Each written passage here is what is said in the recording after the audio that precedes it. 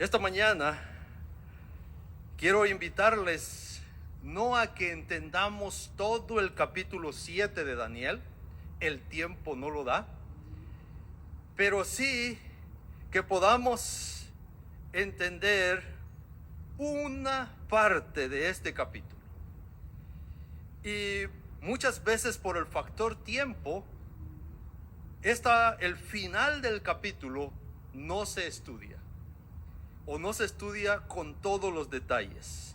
Y esta mañana es mi deseo de que podamos entender una parte esencial del capítulo 7 de Daniel. Quiero invitarles a meditar en estas palabras de David. Salmo 35, 24. David dice: júzgame conforme a tu justicia, Jehová, Dios mío. Pregunto esta mañana, ¿tú le podrías decir a Dios, júzgame? Oh. ¿Tú te atreverías como David a decirle a Dios, júzgame conforme a tu justicia, Jehová, Dios mío? ¿Verdad que es interesante el que podamos entender que Daniel capítulo 7 nos presenta el juicio de salvación? Y voy a invitarles a que me acompañen buscando en sus Biblias Daniel capítulo 7. Ahora, respetando el tiempo, voy a tratar de cumplir con dos aspectos. Número uno, leer punto a punto versículo del Daniel capítulo 7 hasta el versículo 17. Y vamos a caer en el versículo 17, que comienza la interpretación de la profecía. Vamos a caer en la interpretación de la profecía, pero vamos a concluir con la ayuda del Espíritu Santo, entendiendo que el juicio de Dios es a favor de los santos. ¿Me escucharon eso?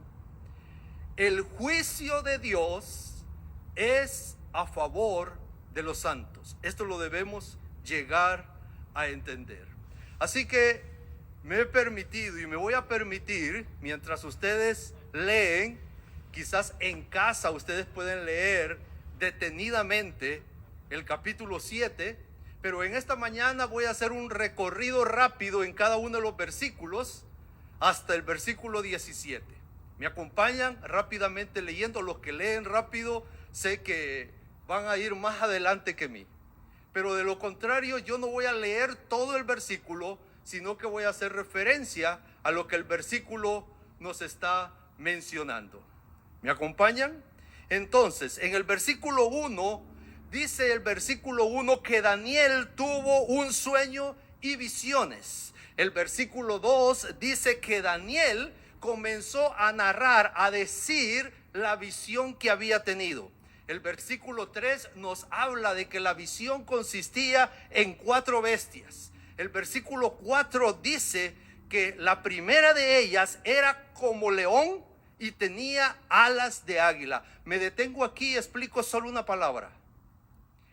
¿Cómo? Porque esta palabra se va a repetir. Daniel no está viendo un león, está viendo algo que se parece a un león. ¿Están conmigo? Y de ahí podemos nosotros concluir o entender de que podemos interpretar el texto o los textos, porque Daniel nos está contando lo que él está viendo, y no necesariamente él está diciendo exactamente lo que mira, porque las cosas celestiales las hablan los humanos, las hablamos nosotros con palabras humanas, o tratando de explicar lo que es nuestro gran Dios. Así que, como león, la primera bestia, la segunda bestia era como, versículo 5, semejante a un oso. ¿Se quedaron atrás? Porque yo estoy resumiendo. Ustedes pueden confirmar en casa. Versículo 6 dice que después de esto miré y vio otra bestia semejante a un leopardo, semejante como parecido a un leopardo con 4 alas y 4 cabezas. Versículo 7 encontramos la cuarta bestia. Algunos dicen indescriptible, pero el texto la describe bien. Dice el texto, versículo 7, que esta cuarta bestia era espantosa, terrible, fuerte, devoraba, desmenuzaba. Y esta bestia tenía 10 cuernos. Versículo 8, mientras yo contemplaba los cuernos, dice Daniel, que de esos 10 cuernos brotó un cuerno y le denomina cuerno pequeño. Pero que si nosotros seguimos y entendemos, ya no es tan pequeño tampoco, se hace grande. ¿Ok? Pero es el otro tema. Versículo 9 nos dice que Daniel, después de estar viendo aquí en la tierra las bestias, es trasladado en visión a los cielos y mira tronos. Y allí mira un anciano de días, versículo 9. Y el versículo 10 dice que el juez se sentó y los libros fueron abiertos. Y esta declaración nosotros la conocemos como el juicio celestial. Ahora, es interesante ver y entender que el versículo 11 dice que el juicio celestial trae como condena, según el versículo 11, la muerte de la bestia y el retirar el dominio a todas las demás bestias. Ojo con esto.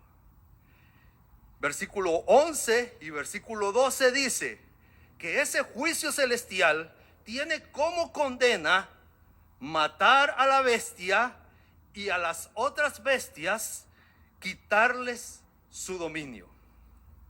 Voy al versículo 13. Miren, el versículo 13. ¿Han ustedes escuchado de la palabra Maranata? Cristo viene, amén. El versículo 13, en su original leemos eso: Maranata, Maranata. Leemos Jesús viene sobre las nubes de los cielos. Eso es algo hermoso, eso es algo yo lo espero y oro por ello.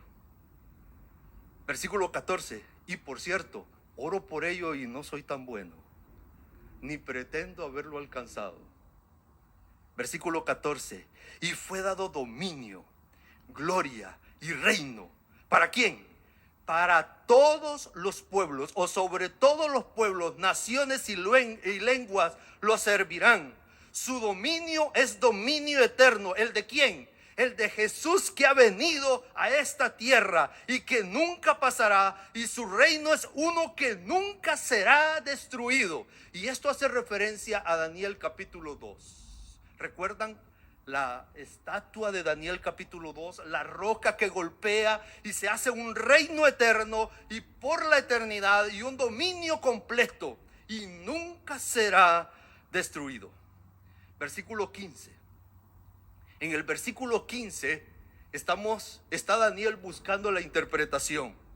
En el versículo 16 viene alguien que le interpreta a Daniel. Y en el versículo 17 dice que allí tiene la interpretación Daniel. Y Daniel dice que el que interprete, el ángel que le interpreta a Daniel, le dice que estas 4 grandes bestias son 4 reyes que se levantaron en la tierra. ¿Estamos claros en la interpretación? Las 4 bestias son 4 bestias con 4 reyes que se levantaron en la tierra. Y el versículo 18 dice que después de estas 4 bestias, después recibirá el reino. ¿Quién recibirá el reino? ¿Quién? ¿Están leyendo bien? ¿Quién recibirá el reino?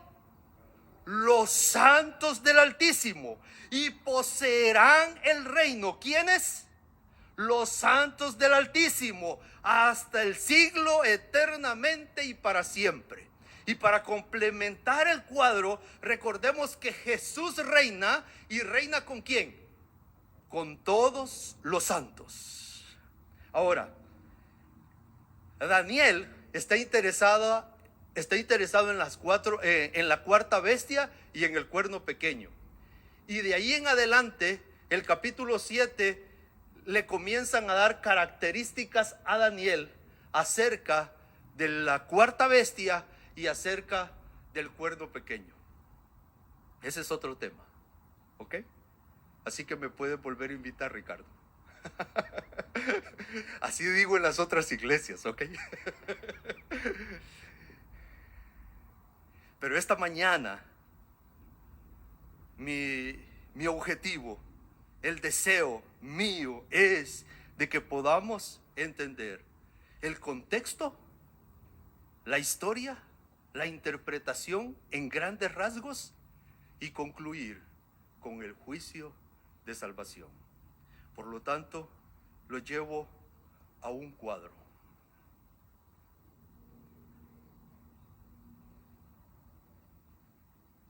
Se me quedó aquí. No sé si todos lo alcanzan a ver. Para los que tenemos claro el Daniel capítulo 2, la estatua, tengo una referencia en relación al capítulo 2. Pero de lo contrario, nos sujetamos en el capítulo 7 y entendemos que aquella bestia como león, que se parece al león, es el reino de Babilonia. Que aquella bestia que parece oso es el reino de Medo y Persa. Que aquella bestia que parece leopardo, la base, y luego específicamente en Daniel nos da la base en el capítulo 2 de la profecía, pero en el capítulo 7 esa misma profecía se da con otros detalles. Y ahí encontramos que Grecia, el leopardo, el vientre, el bronce de la estatua, tiene una división. Y esa división se mira en el capítulo 7 como las 4 cabezas y las alas. Por lo tanto, Grecia, el imperio de Grecia, es dividido en 4. Y en la división de los 4, entonces la cuarta bestia terrible, que es Roma, el imperio que continuó después de Grecia, a través de esa división, Roma logra derrotar a los griegos y toma posesión de el mundo existente en aquel momento. Eso es historia universal. Ahora, Roma, y aquí el capítulo 7 hace correlación. Grecia se divide, Roma también se divide, y se divide en 10 reinos. No cae, sino que se divide en 10 reinos. Y lo interesante que nos narra el capítulo 7 es de que Roma, habiéndose dividido en los 10 reinos, de esos 10 reinos surge el cuerno pequeño. Surge una división más, una subdivisión de Roma. Y no es otra cosa más, la historia lo confirma. El César de Roma se convierte al cristianismo, y al convertirse en cristianismo se posesiona del cristianismo Roma y constituye la Iglesia Apostólica Romana. Y eso es historia. Y al constituir la Iglesia Apostólica y Romana, nuevamente Roma quiere dominar al mundo, y caemos en la historia de la Santa Inquisición, donde la Iglesia Católica, Apostólica y Romana de aquel momento está queriendo dominar al mundo. Ahora, tras esta escena, dice Daniel capítulo 7 que aparece la escena de juicio. esta escena de juicio, como lo hemos leído rápidamente, en el capítulo 7, es antes del advenimiento, antes de que Jesús venga. Así que le denominamos un juicio pre-advenimiento, porque es antes de que Jesús venga. Y el capítulo 7 concluye diciendo que el reino es dado ¿a quiénes? A Jesús, por favor, no se pongan en primer lugar. El primer lugar es a Jesús. El reino es dado a Jesús y Jesús comparte con ustedes y conmigo. ¿Les parece así? ¿Les parece así la interpretación? Que comparte con los santos el reino y reinan por la eternidad. Pero me quiero detener en ese juicio antes de que Jesús venga.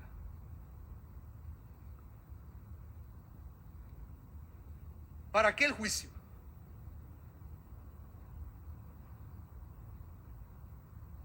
Hay una declaración que yo no sé cuántos me van a contradecir, pero no me dejen solo, ya se los advierto. Levanten la mano, ¿han pecado ustedes? No. ¿Y por qué me dejaron solo? Perdón. Es que se me olvidó de que le estoy predicando a los santos que van a recibir el reino.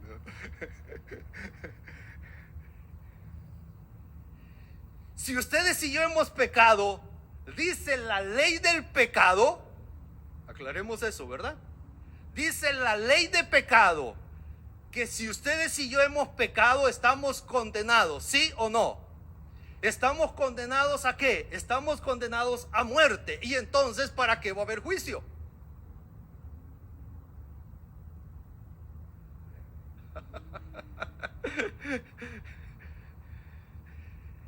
¿Para qué el juicio? ¿Se dan cuenta por qué debemos entender el juicio y por qué David dice, júzgame, Señor? ¿Por qué? Porque el juicio no es para muerte, porque ya nosotros estamos condenados a la muerte.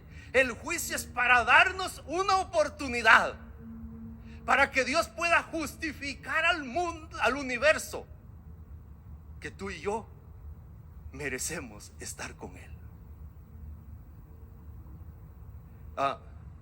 No sé cuántos han recibido multas de la policía. No me dejen solo otra vez, por favor. Me paró el policía. No es que dicen que no levantan la mano porque no una vez, sino muchas veces. Me paró el policía. Y me paró el policía y yo bien confiado. ¿Cuál es el problema, señor? Y saben que, bueno, ustedes no sé si les ha tocado a ustedes, pero a mí me tocó un policía muy amable. Y por ahí conozco otro policía muy amable que paró a un familiar mío, que cuando nos para y se acerca a la ventana dice, buenos días, good morning. Y yo, good morning.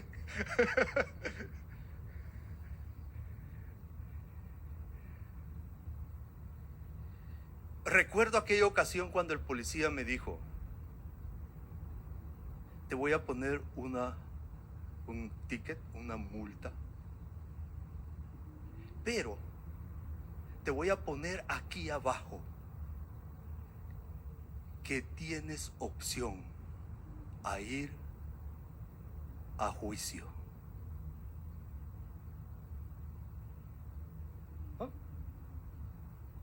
¿Es una buena opción o es mala opción?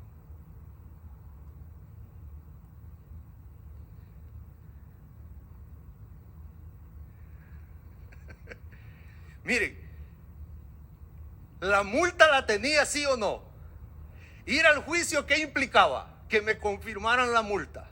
Pero también en el juicio tenía alternativa de ¿qué? Oh, gloria a Dios, porque con Dios tenemos otra oportunidad a eliminar esa multa. Y yo le doy gloria a Dios. ¿Saben por qué? porque yo pude pagar esa multa sin dinero. Me dijeron que hiciera servicio a la comunidad. Y entonces yo le dije, ok, voy a hacer servicio a la comunidad. ¿Y saben el servicio a la comunidad que me pusieron? Que sirviera en la iglesia. Y el pastor Trinidad me firmó. No, pero me hizo trabajar el pastor Trinidad aquí, aunque no lo crean. Pastor Trinidad, saludos. Sé que mira los mensajes de Concord.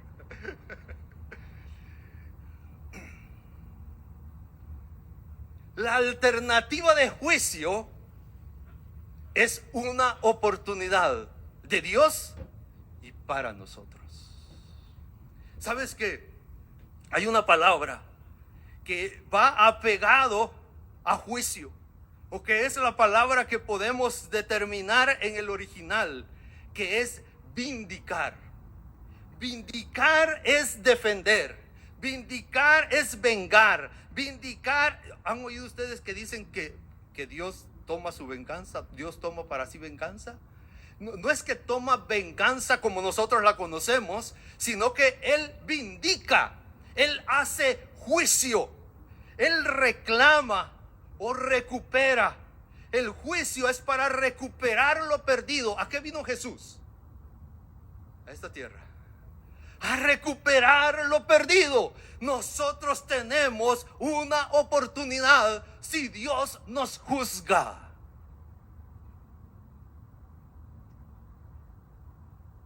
Versículo 21 de Daniel 7. No lo habían perdido Daniel, ¿verdad? Versículo 21. Y veía yo que este cuerno hacía guerra contra los santos y los vencía. ¿Están conmigo? El cuerno pequeño, aquella iglesia con la cual Roma se está posesionando de la tierra,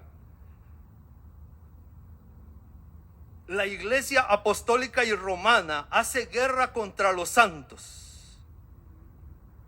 ¿Y qué pasa? Nos está venciendo. ¿Y ahora qué sucede en el versículo 22? ¿Hasta cuándo? Hasta que vino el anciano de días, Dios Padre, e hizo justicia, vindicó a los santos del Altísimo. Y llegó el tiempo, y tú y yo, me gusta esta interpretación, y tú y yo recibimos el reino. Versículo 26. Pero se sentará el juez y le quitará el dominio. ¿A quién? Ya leímos, al cuerno pequeño. Le quita el dominio para que sea destruido y arruinado hasta el fin, y que el reino, el dominio y la majestad de los reinos debajo de los cielos sean dados ¿a quién? A ustedes y a mí. Estamos interpretando. A los santos del Altísimo, cuyo reino es eterno. Y ahí continúa el texto. Ahora, hago énfasis, sea dado al pueblo de los santos. Y ahora me encuentro quizás en el dilema grande. ¿Tú eres santo para recibir el reino? ¿Quién es santo para poder recibir el reino? ¿Quién es santo para tener la oportunidad de reinar con Cristo? Y entonces les quiero presentar 3 ejemplos bíblicos. Número 1, el primer juicio en la tierra. Adán. ¿Están conmigo? No lean todavía los otros. Solo Adán. Adán había comido del árbol que Dios dijo, no comeréis. ¿Sí o no? ¿Qué merecía? Él estaba condenado a... Y Dios hace juicio y viene y le dice, Adán, ¿qué has hecho?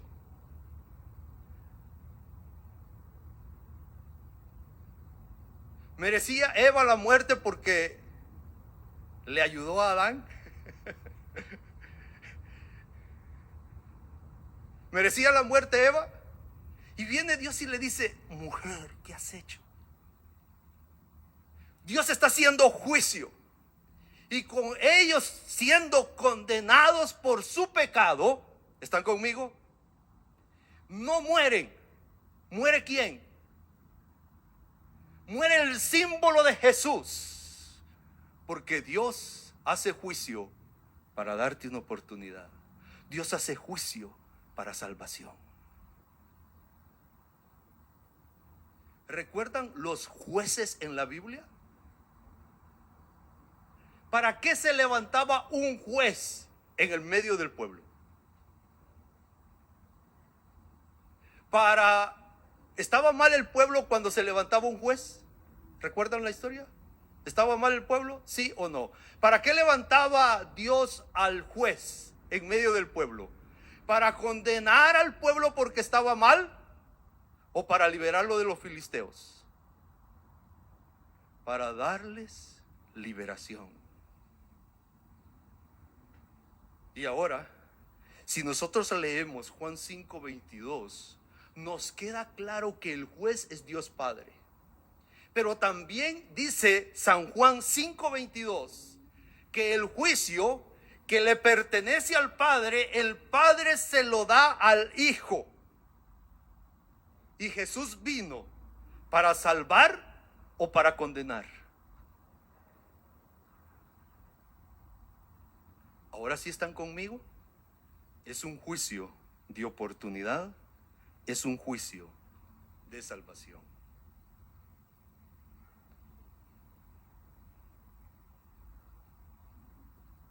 Ahora podemos decir como David: júzgame conforme a tu justicia. ¿Todavía no están convencidos? Necesito otra media hora. Yo les dije, yo ruego que Jesús venga por segunda vez. Yo oro porque Jesús venga por segunda vez. No porque yo soy bueno, sino que por lo que trae Jesús es buenísimo.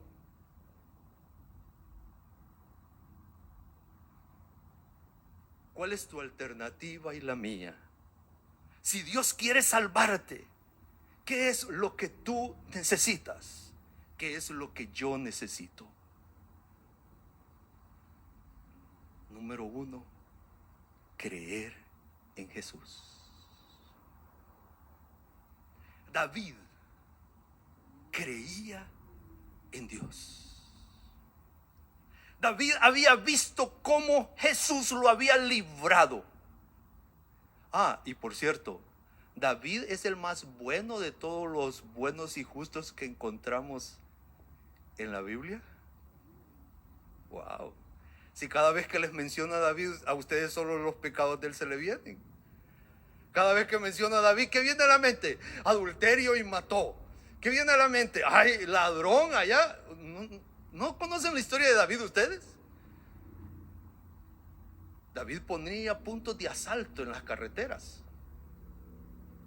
¿No sabían ustedes eso? A lo mejor ya no les sigo contando las maldades de David. Mejor les cuento lo que ustedes y yo debemos aprender de David. Y sin embargo, a pesar de sus pecados, Dios lo amaba, Dios lo llamaba. Y por eso David estaba confiado en decir: Señor, júzgame, porque él sabía que la justicia de Dios es liberación y salvación. Y número 2, David podía decir: júzgame, Señor. Porque cuando llegó el profeta y le señaló su pecado, David se arrepintió y recibió liberación y salvación. Esta mañana son mis 2 invitaciones para ti. Número 1, cree que Dios quiere salvarte. Necesitamos creerlo. Es que tanto se nos ha predicado de la condena, tanto se nos ha predicado del castigo, que nosotros no creemos otra cosa más que Jesús viene para castigar. Pero mis hermanos, Jesús viene con su galardón. ¿El galardón es castigo? No, el galardón es premio. Jesús viene con el premio. ¿A dárselo a quién? A ti y a mí. Requisito: creer y arrepentirnos. Número 2, arrepentirnos.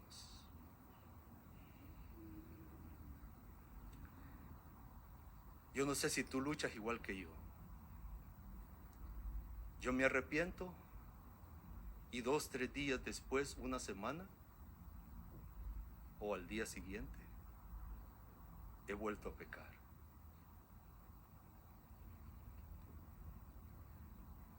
Y algo aprendo de David. David se equivocó 1, 2, 3, 4 veces. Pero él se arrepintió. Y Dios terminó diciendo: este hijo es conforme a mi corazón.